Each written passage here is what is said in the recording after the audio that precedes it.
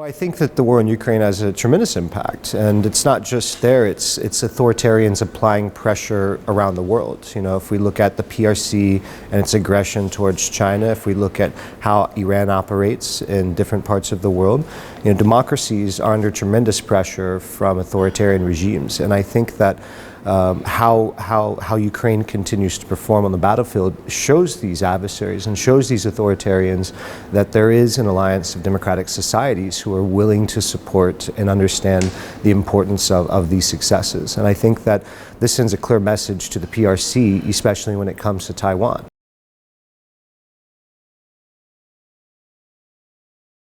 We hope so, but it takes a lot of coordination, and it takes a lot of consistency, and it takes a lot of communication. You know, on communication, we have to be consistently talking to our societies why these countries matter.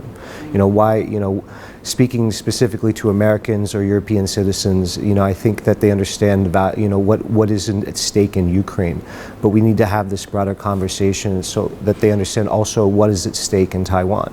The more that authoritarian regimes see that democratic societies are lining up, standing together and standing behind these societies under pressure, they will begin to understand that there are going to be more consequences. The more that we are able to communicate what those consequences are and the support that our societies have for them, the less likely that these actors will take aggressive steps.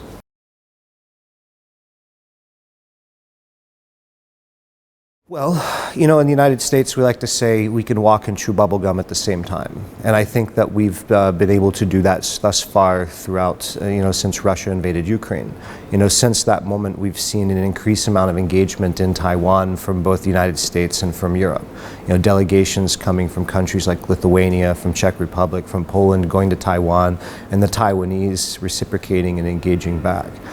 So I think it is hard, because it's not just these two challenges that we're facing.